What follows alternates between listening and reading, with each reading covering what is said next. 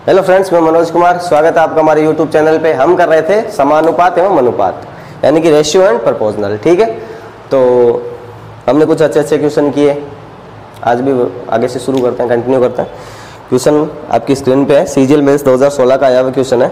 Question बोल रहा है कि 40 kg चाय के मिश्रण में आसाम एवं दार्जिलिंग की चाय का अनुपात दिया हुआ है 40:5:2। ठीक है, आगे क्या बोल रहे हैं, अब आसाम और दार्जिलिंग की चाय के अनुपात 2:1 बनाने के लिए हमें दार्जिलिंग की चाय कितनी ऐड करनी पड़ेगी। ठीक है, क्या दिया हुआ है, 40 kg चाय हमें दी हुई है। ठीक है, और आसाम एवं दार्जिलिंग की चाय का रेशियो दिया हुआ है 5:2। ठीक है, अब क्या बोल रहा है कि हमें 2:1 बनाने के लिए दार्जिलिंग की चाय को कितना ऐड करना पड़ेगा। यानी कि दार्जिलिंग की चाय को अपन ऐड कर रहे हैं, इसका मतलब आसाम की चाय में कोई परिवर्तन नहीं कर रहे। तो आसाम की चाय का जो अनुपात है, जो रेशियो वाला पार्ट है, उसको बराबर करना पड़ेगा। उसके लिए क्या करना पड़ेगा, इस अनुपात को 2 से और इस अनुपात को 5 से मल्टीप्लाई करना पड़ेगा।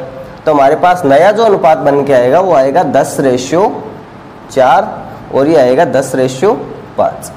यानी कि हमने क्या किया, आसाम वाली चाय का जो रेशियो वो बराबर कर दिया। ठीक है, अब मुझे 2:1 बनाने के लिए, यानी कि 10:5 बनाने के लिए 4 से कितना बढ़ाना पड़ेगा, 1।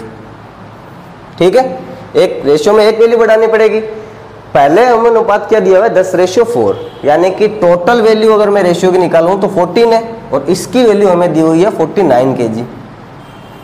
हमें किसकी निकालनी है, 1 की। 40 की वैल्यू क्या है, 14 की वैल्यू है 49, तो 1 की वैल्यू क्या आएगी, 49/14। अगर मैं 7 से काटूं तो ये 2, ये 7, यानी कि 7/2 kg। 7/2 kg दार्जिलिंग की चाय में ऐड करनी पड़ेगी। रेशियो 2:1 या 10:5, एक ही बात है, 2:1 ही है ये। हमने इसको बराबर करने के लिए बनाए। ठीक है, ऐसे कर सकते हैं ऐसे क्वेश्चंस को। नेक्स्ट चलते हैं।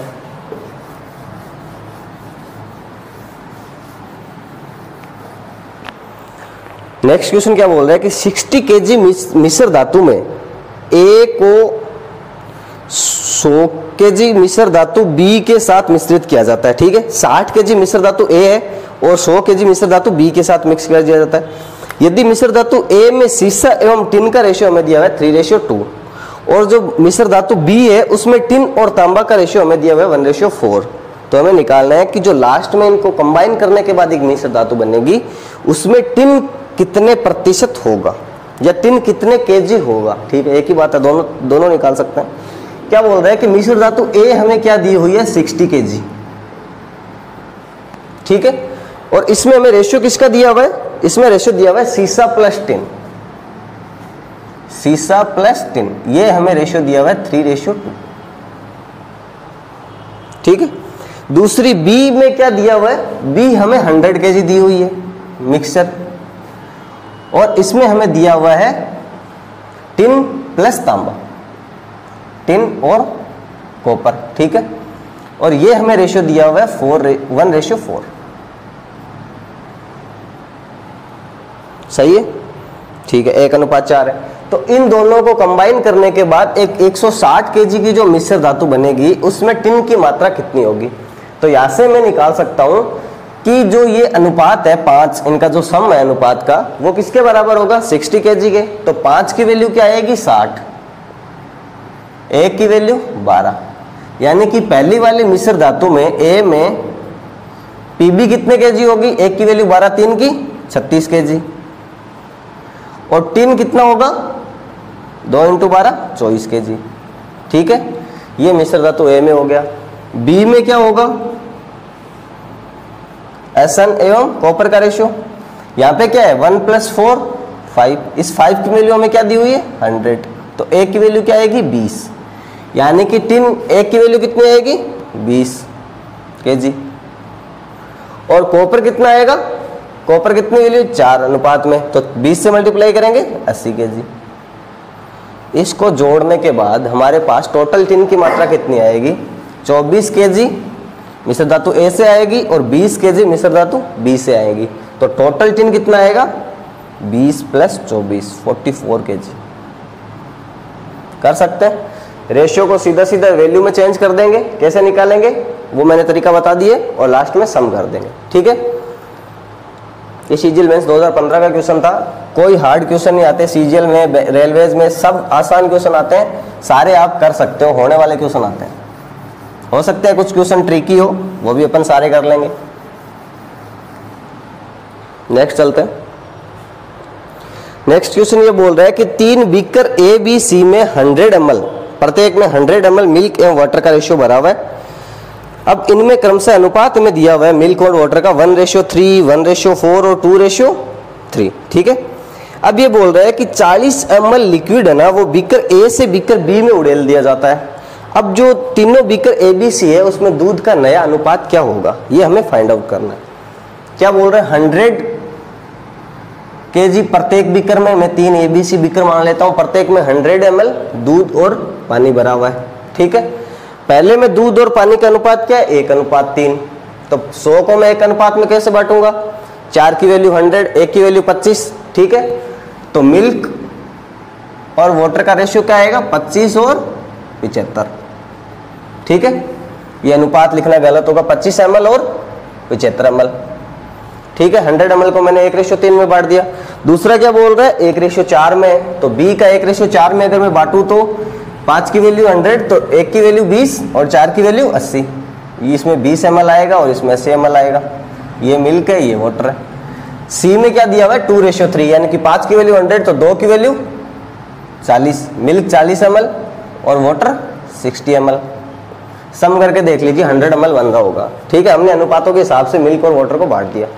अब ये बोल रहा है कि इसमें से 40 ml मैंने बीकर बी में डाल दिया, 40 ml। क्या आप मुझे बता सकते हैं कि 40 ml किस अनुपात में जाएगा, ये हमें दिया हुआ था 1:3। तो ये 40 ml 1:3 में ही तो जाएगा, इसमें मिल्क प्लस वाटर। अगर मैं 40 को 1:3 में बांटता हूं तो 10 ml और 30 ml होगा। 4 की वैल्यू 40, 1 की वैल्यू 10, 3 की वैल्यू 30 होगी। यानी कि मैं बीकर ए से 10 ml दूध बीकर बी में डाल रहा हूं और बीकर ए से 30 ml पानी बीकर बी में डाल रहा हूं। तो यहाँ पे 10 ml दूध अगर मैंने डाल दिया तो नया क्या बचेगा, ए में मिल्क और वाटर कितना बचेगा। अगर मैंने 10 ml 25 में से निकाल लिया तो यहाँ पे बचेगा 15 ml। 75 ml में से 30 ml पानी मैंने निकाल दिया तो ये कितना बचेगा, 45 ml। रेशियो अभी भी 1:3 है। ये हमेशा कभी चेंज नहीं होगा जब तक इसको बदलेंगे नहीं। बी में क्या कंडीशन होगी, बी में पहले हमारे पास था 20 ml, अब कितना हो गया, 10 ml ऐड हो गया तो 30 ml हो गया मिल्क। और वाटर बी का क्या होगा, पहले 80 ml था, हमने 30 ml और ऐड कर दिया तो 110 ml। सी में अभी भी कोई चेंज नहीं। हमें क्या निकालना है, तीनों बीकर के दूध जो है उसका अनुपात। तो बीकर ए में है 15 ml, बीकर बी में है 30 ml और बीकर सी में कितना है, 40 ml। इसका अनुपात निकालना है। तो बीकर ए बी सी में दूध का अनुपात क्या होगा, 15:30:40। अगर मैं इसको 5 से काटूं तो ये बनेगा 3:6:8। कर सकते हैं, कोई प्रॉब्लम नहीं है। डायरेक्ट 40 ml को हमने उसी रेशियो में बांट के इसमें मिला दिया, उसमें से कम कर दिया और अनुपात निकाल दिया। ठीक है, आसान था।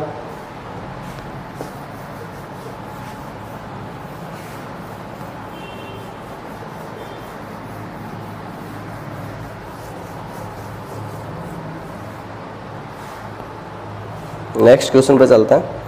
ये अलग टाइप का क्वेश्चन थोड़ा सा। ये बोल रहे हैं एक टंकी में 50 किलोग्राम दूध है।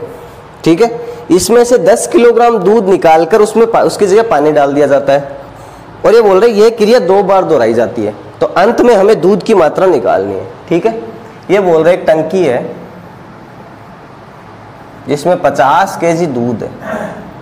इसमें से ये बोल रहा है 10 लीटर दूध निकाला, फिर 10 लीटर पानी डाल दिया और ये प्रक्रिया इसने 2 बार की है। ठीक है। तो इसको आप समझने की कोशिश कीजिए ये कैसे होता है। इसने 10 लीटर दूध निकाला, पीछे कितना बचा, 40 लीटर दूध और 10 लीटर पानी डाल दिया। मतलब अब इसमें क्या है, 40 kg दूध है और 10 लीटर पानी है। ठीक है। अब जब ये दूसरी बार 10 लीटर दूध निकालेगा तो 10 लीटर दूध नहीं निकलेगा, उसके साथ पानी भी 10 लीटर में से कुछ जाएगा। ठीक है। तो ये क्या अनुपात है, 1:4 है।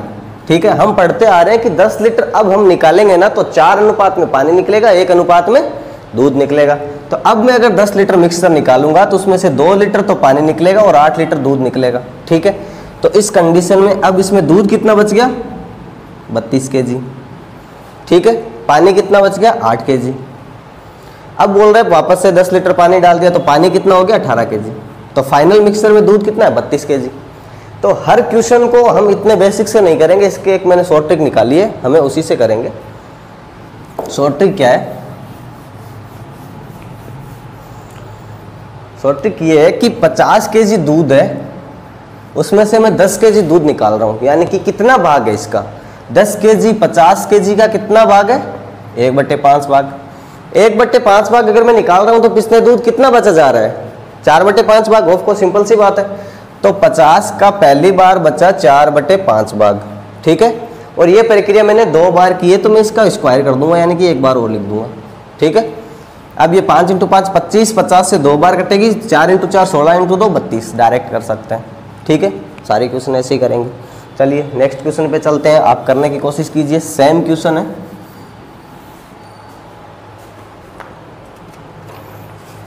क्वेश्चन ये है कि एक बोतल डिटॉल से पूरी भरी हुई है। ठीक है, अब ये बोल रहा है कि 1/3 डिटॉल निकालकर उतनी ही मात्रा में पानी मिलाकर बोतल को भर दिया जाता है वापस से, और यह प्रक्रिया 4 बार दोहराई जाती है। ठीक है, अब ये बोलते हैं कि अब डिटॉल में पानी का अंतिम अनुपात, अब बोतल में डिटॉल और पानी का हमें अंतिम अनुपात निकालना है। ठीक है, मैं मान लेता हूं x लीटर डिटॉल थी, उसमें पहली बार हमने क्या किया, 2/3, सॉरी 1/3 निकाल रहे हैं ना, 1/3 निकाल रहे हैं, मतलब कितना निकाल रहे हैं, 1/3। तो पीछे कितना बचे जा रहा है, 2/3। सही लिख रहा था मैं, 2/3। और यह प्रक्रिया हमने 4 बार दोहराई है, मतलब हमें 4 बार लिखना पड़ेगा, 2/3 × 2/3 × 2/3। ठीक है, अब डिटॉल कितना प्रतिशत बच गया है, 2 × 2 × 2 × 2 कितना होगा, 16/3 × 3 × 3 × 3 कितना होगा, 81। यानी कि अगर 81 भाग उसमें डिटॉल थी तो अभी उसमें 16 भाग डिटॉल ही बची है। ठीक है, तो डिटॉल और पानी का अनुपात निकालना है, ये डिटॉल प्लस पानी है, ये ओनली डिटॉल है। ठीक है, तो डिटॉल और पानी का अनुपात अगर मैं निकालूं तो 16 अनुपात टोटल 81 था, उसमें से 16 डिटॉल है, ये पानी हो जाएगा, ये वाटर और ये डिटॉल। तो ये अनुपात अगर मैं निकालूं तो ये आएगा 16:65, ये डिटॉल और पानी का अंतिम अनुपात होगा। ठीक है, आसान था। नेक्स्ट क्वेश्चन पे चलते हैं। अगले वाले क्वेश्चन में हमें अंतिम अनुपात दिया हुआ है और हमें निकालना क्या है, शुरू में डिटॉल कितनी थी, यानी कि कितना पार्ट हम निकाल रहे थे। क्वेश्चन ये बोल रहा है कि एक 64 लीटर क्षमता वाला एक पात्र है जो शुद्ध दूध से भरा हुआ है। ठीक है, अब बोल रहा है कि दूध की कुछ मात्रा निकालकर उसे पानी के साथ हम रिप्लेस कर जा रहे हैं, और यह प्रक्रिया 2 और बार, यानी कि 1 बार प्लस 2 बार 3 बार दोहराई गई है। प्रत्येक प्रक्रिया में दूध की कितनी मात्रा निकाली गई, यदि अंतिम मिश्रण में दूध और पानी का अनुपात में दिया हुआ है 27:37। ठीक है, मुझे पता है कि 27:37 हमें दूध और पानी का अनुपात दिया हुआ है। ठीक है, तो कुल मिक्सचर कितना होगा अगर मैं इनको ऐड करूं तो 64, ये हमें दिया हुआ भी है 64। तो हमें समझ में आ गया कि अंतिम दूध का और मिक्सचर का अनुपात क्या आएगा, 27:64। ठीक है, क्योंकि कुल मिक्सचर 64 है और दूध कितना है, 27। ये हमने निकाल लिया। अब इधर क्या रखे जा रहे थे हम कि कितना दूध निकाल रहे हैं। मैं मान लेता हूँ 64 kg में से x पार्ट हमने निकाला, ये 64, और यह प्रक्रिया हमने दोहराई है 3 बार। समझ आया, हम क्या कर रहे थे, कितना पार्ट निकाल रहे थे उसी का तो रेशियो निकाल रहे थे। पिछले क्वेश्चन में हम 1/3 निकाल रहे थे, मतलब 1/3 निकाल रहे तो पीछे कितना बच रहा था, 2/3। वैसे सेम किया मैंने, 64 में से 1 घटा दिया, नीचे 64 लिख दिया, और ये प्रक्रिया हमने 3 बार दोहराई है। ठीक है, अगर मैं इस क्यूब को हटाता हूँ तो इसका क्यूब रूट बनेगा। ठीक है, ये मैंने क्यूब रूट बना दिया, तो ये 64 - x/64 किसके बराबर होगा, 3/4 के। 3 का क्यूब 27 होता है, 4 का क्यूब 64 होता है। ठीक है, 4 की वैल्यू 64 हमें दी हुई है, सीधा डायरेक्ट कंपेयर कर सकते हैं। 1 की वैल्यू 16, तो 3 की वैल्यू कितनी आएगी, 48, यानी कि 64 - x किसके बराबर है, 48 के। ये डायरेक्ट कर सकते हैं, 4 की वैल्यू 64 हमें दी हुई है, तो 1 की वैल्यू 16, 3 की वैल्यू 48, जो कि किसके बराबर है, इसके बराबर है। तो यहाँ से x की वैल्यू आ जाएगी 16, यानी कि हम हर बार 16 लीटर दूध निकाल के उसके जगह पानी मिला रहे थे और ये प्रक्रिया हमने 3 बार दोहराई थी। ठीक है, समझ आ गया, आसान था। सारे क्वेश्चन इसी तरीके से करने, आपको कहीं परेशानी नहीं आएगी, आराम से क्वेश्चन कर सकते हो। चलिए अगले टाइप के क्वेश्चन पे चलते हैं। नेक्स्ट टाइप के क्वेश्चन क्या बोल रहे हैं कि एक फैक्ट्री में आदमी और औरतें 3:1 में, ठीक है, काम करते हैं। उनकी व्यक्तिगत दैनिक मजदूरी दी हुई है 4:5। यदि 15 आदमी रखे गए हैं और सभी की कुल दैनिक मजदूरी 510 रुपये हमें दी हुई है, तो औरतों की कुल मजदूरी हमें निकालनी है। एक फैक्ट्री में मेल और फीमेल का रेशियो हमें दिया हुआ है 1:3, ठीक है, गलत, 3:1, ठीक है। अब क्या बोल रहा है कि उनकी व्यक्तिगत दैनिक मजदूरी जो है वो 4:5 में, मेल और फीमेल की, ठीक है। अब क्या बोल रहा है कि 15 आदमी रखे गए हैं तो सभी की दैनिक मजदूरी हमें 510 दी गई है, यानी कि मेल अगर 15 रखे गए, यानी कि 3 की वैल्यू 15 है, तो 1 की वैल्यू कितनी आएगी, 5, यानी कि 15 आदमी रखे गए हैं तो 5 औरतें रखी गई हैं, और टोटल कुल मजदूरी हमें दी हुई है 510 रुपये, ठीक है। और ये इनकी दैनिक मजदूरी का अनुपात है। अगर मैं इस दैनिक मजदूरी को मेल से गुणा कर देता हूं तो ये आएगा 60, और इसको इससे मल्टीप्लाई करता हूं तो ये आएगा 25, यानी कि उनकी दैनिक मजदूरी का अनुपात क्या है, 60:25। टोटल कितना आएगा, 85। इस 85 की वैल्यू हमें दी हुई है, ये कुल मजदूरी आएगी। कुल मजदूरी कितनी दी हुई है, 510 रुपये। 85 की वैल्यू 510, ठीक है। मैं इसको काटता हूँ, 17 से कटेगा ये 5 बार, 17 से कटेगा ये 30 बार, 5 से ये कटेगा 6 बार, यानी कि 1 की वैल्यू कितनी आएगी, 6, ठीक है। हमें क्या निकालनी है, पुरुषों की कुल मजदूरी। 1 की वैल्यू 6 है, 60 की वैल्यू क्या आएगी, 6 × 60, यानी कि 360। औरतों की क्या आएगी, 25 × 6, 150। इनका सम करके देखते हैं, 360 और 150, 510 आता है। हो गया, रेशियो खेलना था, कुछ नहीं था, आसान सा क्वेश्चन था, सोल्व कर लिया। अगले क्वेश्चन पे चलता हूँ।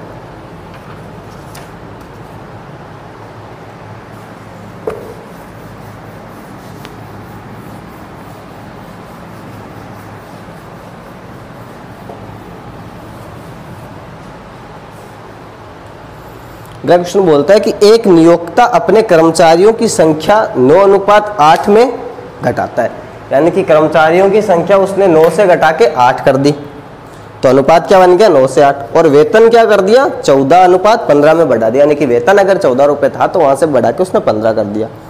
अब ये बोल रहा है कि कुल वेतन बिल की राशि में अंतर क्या होगा यदि पहले का वेतन था 1890 रुपये, ठीक है। क्या बोल रहा है, कर्मचारियों के वेतन तो कर दिया इसने 14 से बढ़ा के 15, ठीक है। और कर्मचारियों की संख्या इसने कितनी कर दी, नंबर ऑफ एम्प्लॉयज इसने कितने कर दिए, 9 से घटा के 8, ठीक है। तो हमें पता है कि पहले इनका वेतन कितना बनता होगा, अगर 14 आदमी को 9 रुपए के हिसाब से अगर ये वेतन दे रहा था, या 9 आदमियों को 14 रुपए के हिसाब से वेतन दे रहा था, तो पहले कितना बन रहा था, 126। अब कितना बन रहा है, 15 × 8, 120, यानी कि अगर वो पहले 126 रुपये वेतन दे रहा था तो अब उसका टोटल वेतन देना पड़ रहा है 120 रुपये। अंतर कितने का है, 6 का। और जो शुरुआती 126 रुपये अनुपात में हमारे पास आया, इसकी वैल्यू हमें दी हुई है 1890, ठीक है। हमें किसकी वैल्यू निकालनी है, अंतर की, यानी कि 6 की। ये किसकी है, 126 की, हमें निकालनी है 6, ठीक है। कैसे करेंगे, इसका मैं काटूंगा किससे, 42 से, तो ये आएगा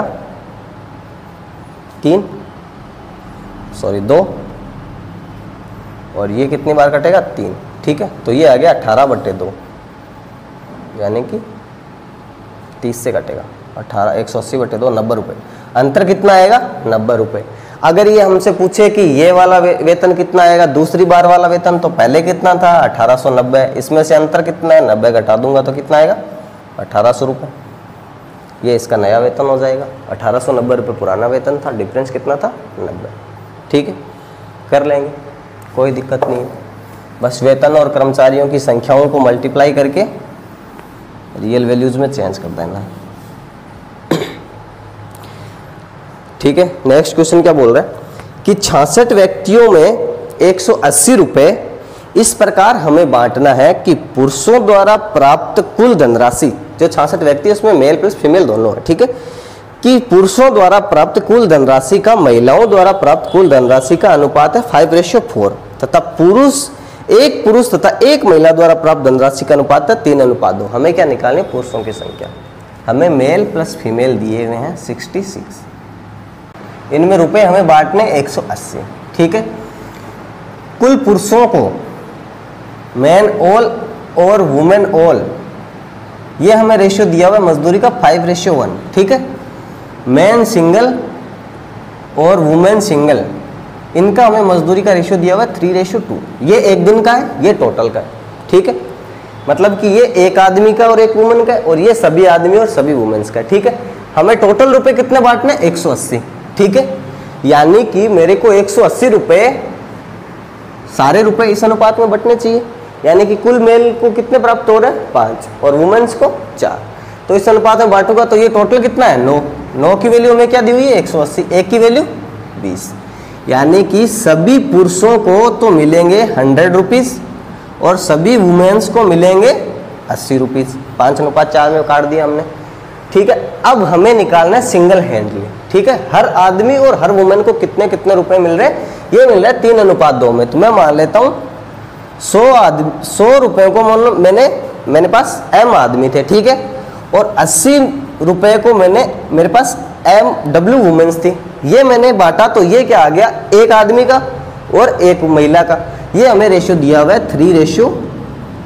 ठीक है, तो यहाँ से अगर मैं मेन और वुमेन का रेशियो निकालूं तो 1 का 4th के साथ होगा, इसका इसके साथ होगा। तो ये आएगा 100W बट्टे 80M बराबर 3/2। ठीक है, इसको मैं 20 से काटूंगा तो ये 4, इसको 20 से काटूंगा तो ये 5। ठीक है, ये इधर मल्टीप्लाई में उधर जाएंगे तो डिवाइड में हो जाएंगे, यानी कि क्या हो जाएगा? 4/5। ये मैंने यहाँ से डिलीट कर दिया, यानी कि वुमेन और मैन का रेशियो क्या आ गया? 12/10, यानी कि 6/5। ठीक है, यानी कि एक महिला, टोटल नंबर ऑफ महिला अगर 5 है तो टोटल नंबर ऑफ मैन कितने होंगे? 6। हमें दिया हुआ है 66, यानी कि कुल योग दिया हुआ है। कुल योग यहाँ से कितना आएगा? 11। ठीक है, तो 11 की वैल्यू में क्या दी हुई है? 66। एक की वैल्यू क्या आएगी? 6। ठीक है, वुमेन का अनुपात क्या आना चाहिए? वुमेन आ रही है 6, यानी कि 6 × 6 वुमेन, और मैन कितने आने चाहिए? 5 × 6। तो ये आएगी 36 महिलाएं और 30 पुरुष। ठीक है, समझ आ गया? अगर नहीं आया तो आप मुझे कमेंट करके मुझसे पूछ सकते हैं। कुछ नहीं था, मैन और वुमेन का रेशियो निकालना था। हमने सीधा सीधा यहाँ से क्या ले लिया? ये एक वुमेन आ गए, एक वुमेन का अनुपात आ गया, और ये एक मैन का अनुपात आ गया, एक वुमेन का अनुपात आ गया। वो हमें 3:2 दिया हुआ था, यहाँ से मैन और वुमेन का रेशियो निकल गया 6:5। टोटल वैल्यू में 66 दी हुई थी, 66 को 6:5 में बांट दिया, 36 और 30। ठीक है, आज के लिए इतना ही। थैंक यू, मिलते हैं कल। Please do subscribe.